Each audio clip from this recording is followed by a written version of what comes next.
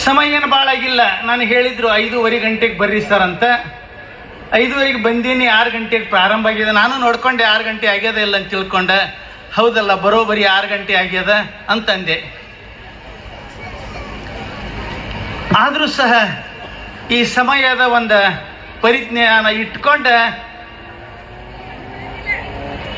ತಮಗೆ ಬೇಜಾರಾಗದ ಹಾಗೆ ತಾವೆಲ್ಲ ತಮ್ಮ ಮಕ್ಕಳ ಸಾಂಸ್ಕೃತಿಕ ಉತ್ಸವವನ್ನು ನೋಡಿ ಕಣ್ಣು ತುಂಬಿಕೊಳ್ಳಿಕ್ಕೆ ಬಂದೀರಿ. ತಮಗೆ ಬೇಸರ ಮಾಡಲಾರ್ದ ಒಂದೆರಡು ಮಾತನ್ನು ಹಂಚ್ಕೊಳ್ತೀನಿ. ನಾನು 10 ನಿಮಿಷ ಮಾತಾಡ್ಬೇಕಂದಿದ್ದೆ. ಬಿ ಡಿ ಪಾಟೀಲ್ರಿ ಇಲ್ರಿ ನಂದೊಂದು 5 ನಿಮಿಷ ತಗೊಳ್ರಿ ಅಂತ ಸಮಯದಾನ ಮಾಡಿದರು. ಇವತ್ತು ಎಲ್ಲ ದಾನಗಳಿಗಿಂತ ಸಮಯದಾನ ಬಹಳ ಶ್ರೇಷ್ಠ. ಬಾಜು ಕುಮಾರ್ ದೇಸಾಯಿ ಕೂತಿದ್ರು, ಸರ್ ನಂದೊಂದು 5 ನಿಮಿಷ ತಗೊಳ್ರಿ ಅಂತಂದರು. 10 1 5 15 15 1 5 20 21 ನಿಮಿಷ ಮಾತಾಡೋದಿಲ್ಲ. 20 ನಿಮಿಷದಲ್ಲಿ ನನ್ನ ಮಾತನ್ನು ಮುಗಿಸ್ತಾ ಇದ್ದೇನೆ. ಆದರೆ ನಿಮ್ಮೆಲ್ಲರನ್ನು ನೋಡಿದರೆ ಬಹಳ ಸಂತೋಷ ಆಗ್ತದ, ಬಹಳ ಮಾತಾಡ್ಬೇಕಂತ ಅನ್ನಿಸ್ತದ. ರೈತರಿಗಾಗಿ, ರೈತರ ಮಕ್ಕಳಿಗೋಸ್ಕರ ರೈತರೇ ಕಟ್ಟಿದಂಥ ಶಿಕ್ಷಣ ಸಂಸ್ಥೆ ಅದು ಯಾವುದಾದ್ರೂ ಇದ್ರೆ ಕರ್ನಾಟಕದಲ್ಲಿ ಅಲ್ಲಲ್ಲ ಇಡೀ ದೇಶದಲ್ಲಿಯೇ ಇದು ಒಂದೇ ಅಂತ ತಿಳ್ಕೊಂಡೆ ನನಗನ್ನಿಸ್ತಾ ಇದೆ. ಒಂದೇ ಅನ್ನಿಸ್ತಾ ಇದೆ. ರೈತರಿಗಾಗಿ, ರೈತರ ಮಕ್ಕಳಿಗಾಗಿ ಈ ಒಂದು ಸಂಸ್ಥೆಯನ್ನು ಕಟ್ಟಿದಂಥ ಪುಣ್ಯಾತ್ಮರು ನನಗೆ ಬಹಳ ಚಿರಪರಿಚಿತರು. ಬಿ ಟಿ ಪಾಟೀಲ್ರು ಅವರ ಆತ್ಮ ಇಲ್ಲಿ ಓಡಾಡ್ತದೆ. ಈ ಒಂದು ಕನಸಿನ ಕೂಸ ಇವತ್ತ 21 ವರ್ಷ ಆದರೂ ಸಹ 2 ದಶಕ ಗತಿಸ್ಯದ. ಎಷ್ಟು ಎತ್ತರಕ್ಕೆ ಬೆಳೆದ ಅಂದ್ರೆ 20 ಹುಡುಗರು ಇದ್ದಿದ್ದು ಇವತ್ತ 865 ವಿದ್ಯಾರ್ಥಿಗಳು ಈ ಒಂದು ಶಾಲೆಯಲ್ಲಿ ಓದ್ತಾರ ಅಂದ್ರೆ 20 ವರ್ಷದಲ್ಲಿ ಎಷ್ಟು ಎತ್ತರಕ್ಕೆ ಬೆಳೆದ ಅಂತ ತಿಳ್ಕೊಂಡು ನಮಗೆ ತುಂಬಾ ಖುಷಿ ಆಗ್ತಾ ಇದೆ, ಸಂತೋಷ ಅನಿಸ್ತಾ ಇದೆ. ಪ್ರಾರಂಭದಲ್ಲಿಯೇ ಈ ಒಂದು ವೇದಿಕೆಗೆ ಆಗಮಿಸುವಾಗ ನನಗೆಷ್ಟು ಸಂತೋಷ ಆಯ್ತು. ಡೊಳ್ಳು ಕುಣಿತವು ಲೇಸು ಎಳ್ಳು ಹೋಳಿಗೆ ಲೇಸು, ಬೆಳ್ಳಕ್ಕಿ ಸಾಲ ಬಲು ಲೇಸು, ಎಲ್ಲದಕ್ಕೂ ಹಳ್ಳಿ ಸಂಸ್ಕೃತಿ ಲೇಸು ಪ್ರಭುಲಿಂಗ ಅಂತ ತಿಳ್ಕೊಂಡ. ಬಹಳ ಚಂದ ಮಕ್ಕಳು ಎಲ್ಲರೂ. ನಾವು ಅತಿಥಿ ಮಹೋದಯರು ಏನು ವೇದಿಕೆ ಮೇಲೆ ಹಾಜರಾಗ್ಯಾರಲ್ಲ, ಎಲ್ಲರನ್ನು ಹೆಂಗೆ ಅವ್ರು ಕರ್ಕೊಂಡು ಬಂದ್ರಂದ್ರೆ ಪುಟಾಣಿಗಳು ಡೊಳ್ಳು ಬಾರಿಸಿದ್ರು ಯಾತಕ್ಕೂ ಕಡಿಮೆ ಇದ್ದಿದ್ದಿಲ್ಲ. ಹಳ್ಳಿ ಒಳಗಡೆ ಏನು ಡೊಳ್ಳು ಬಾರಿಸ್ತಾರಲ್ಲ ಅವರಿಗಿಂತಲೂ ಒಂದು ಹೆಜ್ಜೆ ಮುಂದೆ ಡೊಳ್ಳು ಬಾರಿಸ್ಕೋತ ನಮ್ಮನ್ನೆಲ್ಲ ಕರ್ಕೊಂಡು ಬಂದ್ರಲ್ಲ. ನಿಜವಾಗಿ ಇದು ಗ್ರಾಮೀಣ ಸಂಸ್ಕೃತಿಯನ್ನು ಹುಟ್ಟು ಹಾಕಿ ಬೆಳೆಸಿದಂಥ ಒಂದು ಈ ಸಂಸ್ಥೆ ಅಂತ ತಿಳ್ಕೊಂಡು ಬಹಳ ಅಭಿಮಾನದಿಂದ ಹೇಳ್ತಾ ಇದ್ದೇನೆ.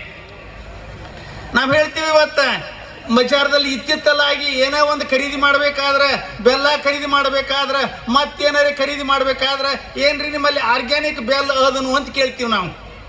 ಹೌದಾ? ಆರ್ಗ್ಯಾನಿಕ್, ನಾವು ಒಳ್ಳೆ ಆರ್ಗ್ಯಾನಿಕ್ ಬಂದೀವಿ, ಸಾವಯವಕ್ಕೆ ಬಂದಿದ್ದೀವಿ ಅಂದ ಬಳಿಕ ನಮ್ಮ ಕಬ್ಬನ್ನು ಸದ್ಯಕ್ಕೆ ಸಾವಯವದಿಂದ ಬೆಳಿಬೇಕು, ಅದು ಭಾಳ ದಿನ ಬಾಳಿಕೆ ಬರ್ತದ ಅಂತ ತಿಳ್ಕೊಂಡು ತೋರಿಸಿಕೊಟ್ಟಂತ ಸಂಸ್ಕೃತಿ ಯಾವುದು ಅಂದ್ರೆ ಅದು ಡೊಳ್ಳು ಸಂಸ್ಕೃತಿ ಅಂತ ತಿಳ್ಕೊಂಡು ಮತ್ತೊಮ್ಮೆ ಹೇಳ್ತಾ ಇದ್ದೆ. ಬಹಳ ಸಂತೋಷ ಆಯ್ತು.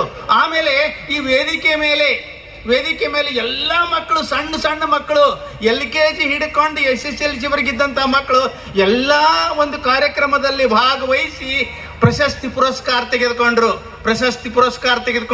ನನಗಂತೂ ಇಟ್ಟು ಖುಷಿ ಆಯ್ತಲ್ಲ, ಬಹಳ ಖುಷಿ ಆಯ್ತು. ಆದ್ರೆ ನಿಮ್ಗೆ ಖುಷಿ ಆಗ್ಯದೋ ಇಲ್ಲ ನನಗೆ ಗೊತ್ತಿಲ್ಲ. ಯಾಕೆ ಅಂತಂದ್ರೆ ಇವತ್ತಿನ ದಿವಸ ನಾವು ನೀವೆಲ್ಲ ಪ್ರತಿಯೊಂದು ದೇವಾಲಯಕ್ಕೆ ಹೋದಾಗ ಅವಾಗ ಈ 10 ವರ್ಷದ ಹಿಂದೆ ಅಲ್ಲಿ ನಗಾರಿ ಇರ್ತಿದ್ದು, ಜಾಂಗಟೆ ಇರ್ತಿದ್ದು, ಕೊಂಬು ಕಹಳೆಗಳು ಇರ್ತಿದ್ದು.